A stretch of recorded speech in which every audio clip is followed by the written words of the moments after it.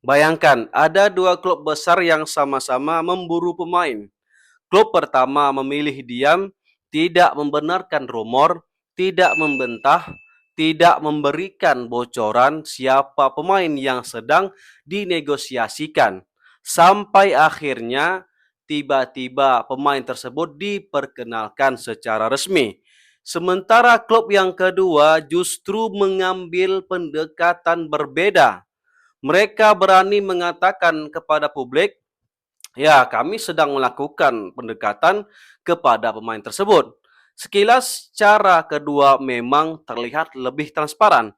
Tapi pertanyaannya, apakah transparansi dalam bursa transfer selalu menguntungkan atau justru bisa menjadi bumerang?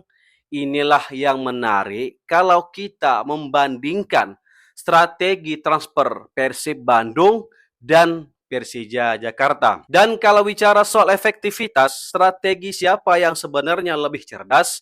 Nah, itu dia. Yuk kita bahas sampai tuntas. Jadi gini ya teman-teman, salah satu hal yang menarik dari strategi Persib di bursa transfer pemain adalah pendekatan yang bisa kita sebut sebagai silent until dawn. Artinya sederhana ya, selama transfer belum benar-benar selesai, jangan banyak bicara. Ketika muncul rumor seorang pemain dikaitkan dengan Persib, manajemen cenderung tidak memberikan informasi spesifik. Tidak buru-buru mengatakan iya, tidak juga buru-buru mengatakan tidak. Dan baru ketika semuanya benar-benar beres, barulah pengumuman resmi keluar. Bagi sebagian supporter memang cara seperti ini mungkin terasa agak menyebalkan. Tapi hasilnya buat kita terkaget-kaget ya kan. Kalau kita melihatnya dari sudut pandang bisnis teman-teman, justru diam bisa menjadi senjata utama. Kenapa begitu? Karena transfer pemain bukan sekedar persoalan sepak bola. Di belakangnya ada negosiasi kontrak begitu ya, agen, klub pemilik, gaji, durasi kontrak, bonus, klausul, bahkan persaingan dengan klub lain. Semakin banyak informasi keluar, semakin banyak pihak yang bisa membaca posisi kita begitu ya. Misalnya Persib sedang mengejar seorang pemain, kalau informasi tersebut bocor sebelum kesepakatan tercapai, wah, klub lain bisa masuk. Agen pemain juga bisa membaca situasi. Dan ketika tahu Persib benar-benar membutuhkan pemain tersebut, posisi tawaran klub bisa melemah. Disinilah strategi dia menjadi masuk akal. Persib tidak perlu menunjukkan bahwa mereka ini sedang ngejar mati-matian seorang pemain. Mereka cukup bekerja di belakang layar dan ketika deal baru semua orang tahu. Wow, gila kan? Nah, teman-teman, ini dia yang sering tidak diperhatikan supporter. Rumor transfer bisa memengaruhi harga. Ketika agen mengetahui bahwa sebuah klub sangat membutuhkan pemain tertentu, ruang negosiasi bisa berubah ya kan? Apalagi ya kalau rumor itu sudah diketahui publik, agen bisa berpikir kayak gini. Kalau Persib memang sangat menginginkan pemain ini, berarti mereka betul-betul butuh kan gitu. Dan ini bisa jadi alat untuk menaikkan harga.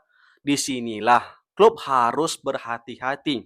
Persib tentu tidak ingin ya posisi negosiasinya terbuka terlalu lebar. Dan menurut aku, inilah kekuatan terbesar pendekatan Persib. Mereka tidak menjadikan rumor sebagai bagian dari strategi marketing. Mereka memisahkan antara proses negosiasi dan pengumuman kepada publik. Publik mendapatkan hasil akhirnya, sementara prosesnya biarkan manajemen yang bekerja, begitu ya. Nah, bagaimana dengan Persija? Pendekatannya berbeda, teman-teman. Persija cenderung lebih terbuka dalam menyampaikan perkembangan transfer kepada publik ya kan. Ketika klub memang sudah melakukan pendekatan kepada seorang pemain, informasi tersebut bisa dikonfirmasi secara terbuka oleh manajemen. Contohnya ya, Persija terang-terangan sedang ngejar Justin Hapner. Padahal udah nolak loh. Tetap aja ngotot mau mendatangkan Justin Hapner. Dari perspektif komunikasi publik, sebenarnya strategi ini juga punya kelebihan. Supporter merasa dilibatkan begitu ya. Publik mendapatkan informasi, klub terlihat aktif dan komunikasi seperti ini bisa menciptakan ekspektasi sekaligus antusiasme. Secara berkerting jelas punya nilai. Tetapi masalahnya ada satu, negosiasi belum tentu berakhir dengan tanda tangan. Dan inilah titik paling berbahaya dari strategi komunikasi terbuka.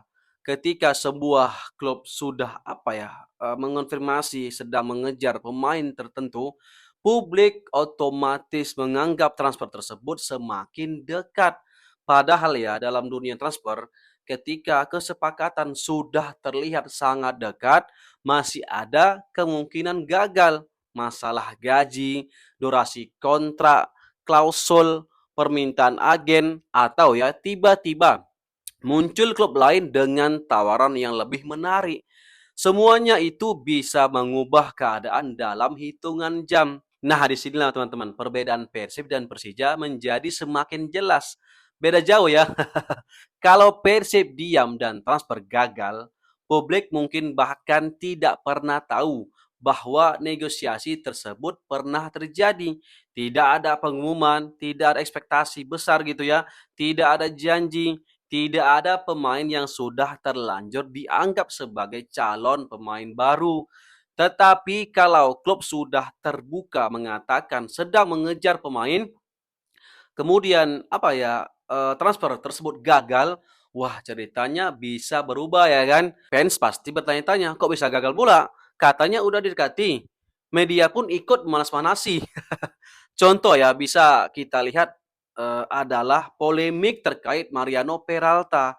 Ketika sebuah proses transfer sudah diketahui publik, tetapi akhirnya tidak berjalan sesuai harapan. Namun kita juga harus adil. Strategi senyap Persib bukan berarti tanpa kelemahan ya teman-teman.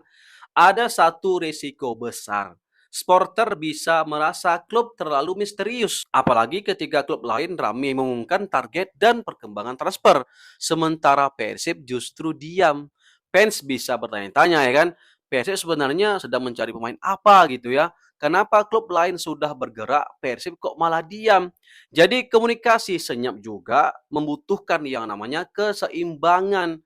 Klub tidak harus membocorkan siapa pemain yang sedang dinegosiasikan, tetapi tetap harus memberikan komunikasi bahwa klub sedang bekerja dan kebutuhan tim sedang dipenuhi. Jadi siapa yang lebih efektif, Persib atau Persija? Menurut aku, untuk urusan strategi transfer pemain, pendekatan Persib lebih aman dan lebih ideal. Bukan berarti Persija salah ya. Tetapi karena karakter bursa transfer memang sangat cocok dengan prinsip semakin sedikit informasi yang bocor sebelum deal, semakin besar ruang klub untuk bermanuver. Persib menjaga kartu mereka tetap tertutup, Persija lebih sering membuka sebagian kartunya kepada publik. Tetap ya, keduanya punya keuntungan kan gitu. Persija mendapatkan engagement dan antusiasme supporter, tetapi Persib mendapatkan sesuatu yang jauh lebih penting dalam negosiasi. Kontrol informasi dan dalam bisnis transfer, informasi adalah kekuatan. Jadi jangan selalu menganggap klub yang paling banyak bicara adalah klub yang paling aktif. Dan jangan juga menganggap klub yang diam berarti tidak bekerja kan gitu. Kadang transfer terbaik justru adalah transfer yang tidak pernah kita dengar rumornya. Tiba-tiba jadi. Pemain datang, kontrak ditandatangani, jersey dipakai, dan baru setelah itu publik mengetahui, oh ternyata Persib sudah lama bekerja di belakang layar. Bursa transfer bukan kompetisi siapa yang paling cepat bicara, bukan juga siapa yang paling banyak memberikan bocoran, tetapi siapa yang paling mampu mendapatkan pemain yang tepat dengan harga yang tepat. Dan kalau menggunakan ukuran tersebut, strategi senyap Persib terlihat jauh lebih efektif untuk menjaga yang namanya kerahasiaan, mengendalikan ekspektasi, dan melindungi kepentingan klub dalam negosiasi. Nah, kalau menurut kalian sendiri gimana? Lebih baik terbuka seperti Persija atau diam sampai deal seperti Persib? Tulis ya komentarnya di bawah. Horas. Assalamualaikum warahmatullahi wabarakatuh.